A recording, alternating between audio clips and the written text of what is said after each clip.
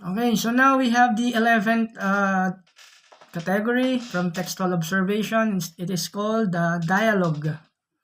So in this case, or in this category, we need to note if the text includes dialogue, and we need to identify who is speaking and to whom, right? So again, dito po sa portion na to, tinitingnan po natin kung merong usapan o may mga nag-uusap, ano? Sino ang nagsasalita at sino naman ang kausap. Okay? So, kung meron bang conversation na nagaganap, i-observe po dapat 'yon, ano? Mahalaga po 'yon, ano? Parang mas makita po natin, maunawaan po natin sino ang nagsasalita, sino yung kausap. Sa mga narrative literature po, madalas po meron pong gano'n, ano, na ibinibigay. Like for example sa Book of John, okay, chapter 4, sa chapter 3 ng John, ganun din. Kung naalala nyo po si Jesus at si Nicodemo, okay? Doon po nag-uusap si Jesus at si Nicodemus. Ano, meron pong pag-uusap yung dalawa. Si Nicodemus nagtatanong po kay Jesus at si Jesus naman sumasagot sa mga tanong ni Nicodemus. So meaning meron pong panahon o pagkakataon na meron pong conversation sa mga passage, ano, at kailangan aware po tayo doon. Yung isa nagbibigay ng tanong, yung isa naman ay sumasagot sa tanong. But then this is a kind of category na makikita po natin, malalaman po natin na kung sino po yung nagsasalita at kung kanino naman ibinabato ang mga tanong, for instance. So, may mga mahabang statement na sagot, meron namang maigsi, ano po. So, it depends po dun sa ibinibigay po na base po dun sa passage, ano, na kasagutan. So, dialogue, pag-uusap, conversation. Yun po yung ating tinitingnan na as a category po, ano. So, then next is what we call means. Yung pang 12 na po ito, ano, means category. So again, we need to note, kailangan pong tingnan natin at pansinin natin kung yung sentence o yung pangungusap that indicates that something was done. Kung ano po yung nagsasabi yung sa sentence niya na merong nagawa sa pamamagitan, sabi niya, by means of someone's or something, answer, or how. Then usually you can insert the phrase by means of into the sentence. Okay, means, yeah. Okay, so yun nga po, ano, pinapakita po dito kung meron bang bagay na maaaring magawa, okay, sa pamamagitan ng maaaring ng isang tao o ng isang bagay. Then dito nasasagot po yung question na how. Okay, and then dito po ginagamitan po ng phrase, yung phrase po na by means of, okay, or by means of into the sentence, by means of, sa pamamagitan ng, yun, mababasa po natin yun, ano. Halimbawa ito, yung example, sa Psalms 119 verse 9, how can a young man keep his way pure? How? By guarding it according to your word.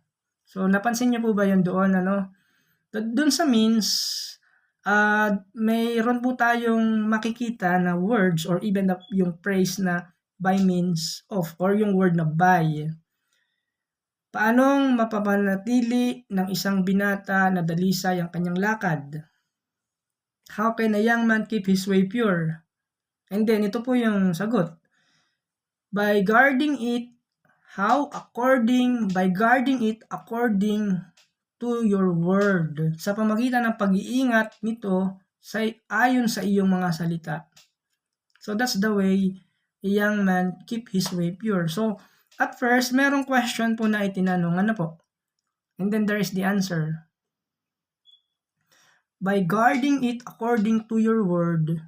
Okay? So there is the way, ano, meron pong paraan para maging malinis ang isang tao, ang isang kabataan, young man, ano. By guarding it according to your word, okay, sa pamamagitan ng pag-iingat nito ayon sa iyong mga salita. So it means merong paraan, ano, merong paraan na ginamit. How? yun nga po, by guarding through the word, by guarding your heart according to your word or God's word. Naintindihan niyo po ba? Okay, so they use, based on the expression, yung word by guarding your heart according to God's word. Kumbaga ito yung paraan para to keep your way pure. Alright? So according, by means of what? Guarding it. How? According to your word. Okay? So it means it's if you want to observe this kind of category, yun nga po, yung sentence indicating that something was done by means of someone or something, and then you insert, there is an insertion of what, yung words or yung phrase na by means of into the sentence. Okay? So another passage from Romans chapter 8 verse 13. For if you live according to the flesh, you will die. But if by the Spirit you put to death the deeds of the body, you will live. Sapagkat mamamatay kayo kung namumuhay kayo ayon sa katawang makalaman. Ngunit kung pinapatay ninyo, paano? Sa pamamagitan or by the Spirit, sa pamamagitan ng Espiritu, by the Spirit or through the Spirit, by the Spirit, ang mga gawa ng katawang makalaman, mabubuhay kayo. So it means if you live according to the flesh, you will die. So there is a making of what? The statement. There is a contrast, no word, no but. But then, if by the Spirit you put to death the deeds of the body, and then what will happen? You will live. Alright? So again, by putting, so it's putting to death the deeds of the body. But how you do that? How do you do that? It's by the Spirit. By the Spirit. So the Spirit is the means. Okay, yun yung paraan. The Spirit, the Holy Spirit is the means. Siya po yung tanging paraan kung saan maaari nating, alam nyo yun, to accomplish putting to death the deeds of the body. Para alam nyo yun, may sakatuparan na talagang yung gawa ng laman ng katawan ay mawala, putting to death. Patayin ang gawa ng laman by the Spirit. Alright, so sa parang yun, so yun, you're able to accomplish putting to death the deeds of the body. Yung gawa ng mga katawang makalaman ay maaaring mawala at mamatay by the Spirit, through the Holy Spirit, yung gawain ng Espiritu. Alright? So, yun po yun, na nakita natin po doon. So, we need to look the idea of what? Yung means. Yung paraan, ano yung means? It's through what here? Is through the Holy Spirit.